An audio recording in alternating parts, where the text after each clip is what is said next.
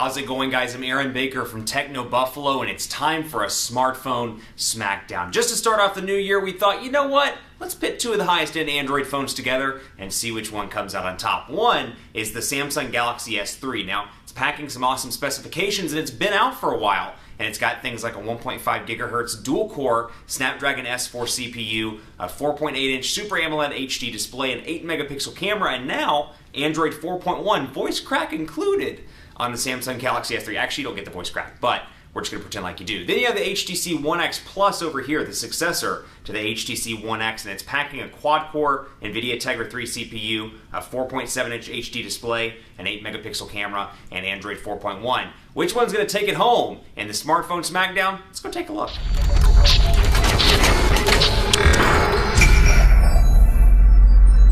Two of the hottest Android devices here in the office right now that are available on US carriers. One is the Samsung Galaxy S3. This is available on Verizon, AT&T, Sprint, T-Mobile, US Cellular for $199. But what's really great about this device is you can find it cheaper in a lot of different places. Amazon, Wirefly, all those different third-party retailers, Best Buy Mobile and more, are often selling this device for less than the $199 price, which it debuted at least for the 16 gigabyte version, in their respective either online stores or brick and mortar stores. So you've got this device, it's been out for a while, it's available in different colors depending on what carrier you're on. On AT&T you've got blue and white on every carrier, but on AT&T you have it in red, and Verizon you have it in brown and in black as well as the white and then the blue as well. So the One X Plus over here, an AT&T device available for $199. The killer here is specifications. It's got a 1.7 gigahertz quad-core NVIDIA Tegra 3 processor, a 4.7-inch HD display, 720p HD display, 8-megapixel camera on the back with 1080p HD video recording, and HTC's ImageSense chip. And then you got Android 4.1 as well with HTC Sense 4 Plus. And then over on this side, 1.5 gigahertz dual-core Snapdragon S4 CPU, a 4.8-inch Super AMOLED HD display.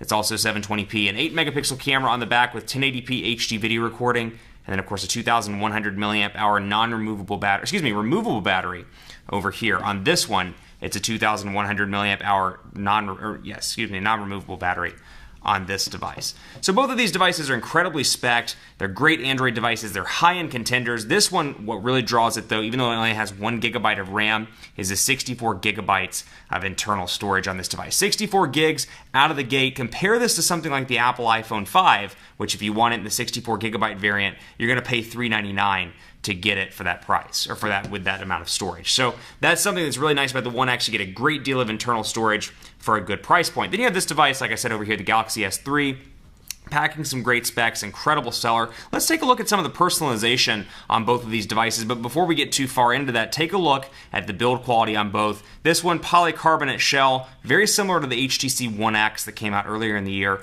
on AT&T in terms of design. You've still got the same micro USB charging port on the left side, the volume rocker over on the right side, 3.5mm headphone jack and power button up top, your micro SIM card slot right back here in the back, then of course your camera on the back as well. Then the Galaxy S3, a little bit more of a plastic feel, which you're either going to love or hate. Some people love the lightweight feel of it, some people hate it. It's got a volume rocker on the left side, power button on the right side, 3.5mm headphone jack up top, then you got your micro USB charging port down here at the bottom, and then on the front you've got capacitive buttons as you do down here. 3 capacitive buttons, back, home, and recent applications. Then over here, menu, back, and then a physical home button, which doubles up in Android 4.1 to bring up Google Now, and then of course your recent applications as well. To get to that over here, press and hold home to access Google Now, and then press and hold the menu button to access your recent apps, and you can customize that menu button and make it your own in terms of if you want it to be a menu button or a recent applications button. All you have to do,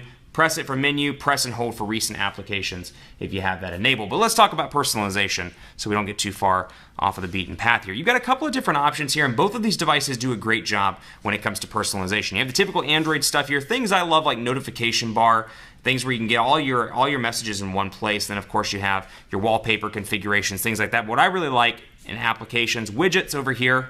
We'll take a look at the widgets on this device, and then just press and hold the One X Plus to access those widgets. So out of the box, you get 3 home screens on the One X Plus. You have the ability to add 4 more to make 7, and we'll bring those in so you can see. And then we'll press and hold, and it'll bring up our widgets. Now HTC, both HTC and Samsung, I should say, offer a great number of widgets on their devices, some of which are obviously stock Google widgets, and some of which are manufacturer-based widgets. For example, calendar HTC, you can see the two different calendar options. You've got an Android option, then you have an HTC option, and within that you've got a couple of different types of calendar. You've got a monthly calendar, you've got a weekly calendar, and then you've got a per appointment calendar. And then over here on widgets, you've got your calendars in here, your 2x3, your 4x4. So you've got some different Samsung options in addition to the stock Google options as well. So Samsung brings in their own widgets, HTC brings in their own widgets, and the great thing about Android 4.1 is they're customizable. See, there we go. So I can customize that and make it my own. As you can see, they're very similar with the HTC widget as well. So we'll just do all calendars and hit OK. And we'll go back home. And we'll scroll over to that widget, press and hold it, and you can see that it's customizable as well, quickly and easily, which is really nice. So call quality and battery life are pretty interesting as well. In addition to the customization, both of these devices do really well in the call quality department. The earpiece sounds nice and loud. I've had no problem with the speakerphones on either the Galaxy S3 or the One X Plus, and I find that the battery life is a little bit better on the Galaxy S3. Now, granted, it's a 2,100 milliamp hour battery powering both of these devices, and they both have 4G LTE capabilities on AT&T. So you're not going to get blazing awesome battery life if you're using this device for more than kind of light to moderate use. That said, I'm finding about 11 to 13 hours on the Galaxy S3. I'm finding about 9 to 10 on the HTC One X Plus. And obviously that depends based on your personal usage, if you email more than I do or you watch videos more than I do. But I do find that while the standby time is incredibly good on the One X Plus, the actual battery life itself could use a little bit of work, even though this is moving up from the original One X. The original One X had an 1,800 milliamp hour battery. This has a 2,100 milliamp hour battery. So a bigger battery, but a processor that consumes a little bit more of that battery makes for a slightly better battery performance all around, but still not quite up to par to some of the other devices like the Galaxy S3 and other high-end Android devices on the market. Now let's take a look at camera as well, and there's some great camera settings on both of these devices that really make them useful. Let's go into applications. We'll go to the camera and take a look. Start up camera. And we'll start this one up, and while we're doing that, we'll do this one as well. Now, HTC offers an awesome feature on there is their image sense chip. And what I love is, let's say you're at a soccer game or a football game and you want to take pictures in burst mode as quickly as possible. Maybe your daughter's soccer game. You can quickly take a bunch of different pictures and then save those, and it'll bring up a list of all those pictures. You can choose the best shot, you can delete the rest, but you've got 20 pictures to choose from, and likewise, you can be recording. And so we'll be recording a video like we are right now, and I can click the button and take still pictures as well. So little features like that I find particularly useful. This is something that was a carryover from the original One series, the One X and the One S, that were announced at Mobile World Congress last year. And of course you got your settings in here as well, where you can change ISO, white balance, continuous shooting, all that good stuff. Now over here, great options as well. You've got your settings, which you can come in here, and you can do very similar settings in here. You can press and hold and do kind of a burst mode of sorts. I'll come in here so you can see burst shot, and I can quickly take, and I have the sound turned off, but you can see I can take 20 quick burst pictures in here as well, and I can choose best photo, and if I choose best photo, it allows me to choose the best of 8 pictures, and I can click and process those and find my personal favorite, or the one that I think came out the best, and snap a picture and be good to go, which is really a nice feature. So you've got these features on both devices. What I really like though about the Galaxy S3 is the personalization it brings in addition to Android. So obviously Android has some great customization, some great personalization choices. But what I really like is that they moved it to the next level with the Galaxy S3. So let's take a look, for example, let's say going down through here and you want to take a look at some of the lock screen customizations. Now, you have some lock screen customizations on the One X Plus as well. You've got this typical half circle lock screen that you've seen on HTC devices with Sense in the past, and there's some great new benefits to the One X Plus, some new lock screen, some new themes, and more. We can go into settings and personalize. You can take a look at some of those skin, wallpaper, lock screen style, a bunch of different options here. We can change the skin around and really make this device our own. But where I think Samsung takes it to the next level is we can come over here to lock screen options, and you can see some really cool things. And a lot of times I think to myself, why weren't these in stock Android? Or maybe this could be a springboard for future Android options in stock versions. So you've got dual clock here, information ticker. You can set this and really make it your own. For example, we can come down here to camera quick access and turn it on, and I can hit OK.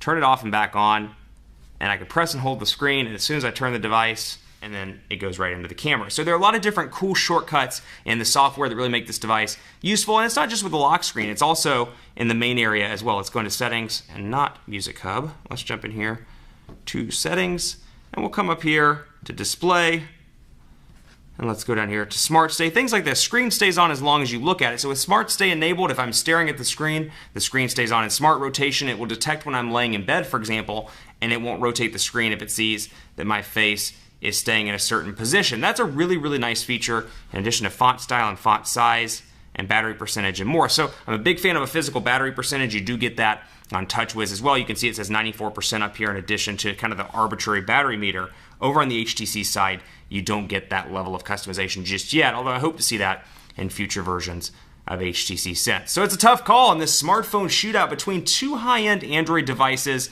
both of these on AT&T. Then, of course, the Galaxy S3 is available on a bunch of different carriers in the US. Who's going to win? So as always, it's a tough call between smartphones. It really depends on what you use your device for. If you use email more, web browsing more, there may be a phone that's more suited to you than another one. That said, it's got to be a winner in a smartphone smackdown, and the winner is the Samsung Galaxy S3. This thing has got the best of almost every bit of the world in terms of specs, in terms of performance, in terms of features and availability across multiple carriers. So it is the champion of the smartphone smackdown. Thanks so much for watching. Be sure to like this video if you want to see more smartphone smackdowns, and stay tuned to Techno Buffalo. Check out our Instagram feed at instagram.com/technobuffalo. Follow me on Twitter at Aaron C. Baker and the company account at Techno Buffalo. I'm Aaron Baker, and I'll see you next time.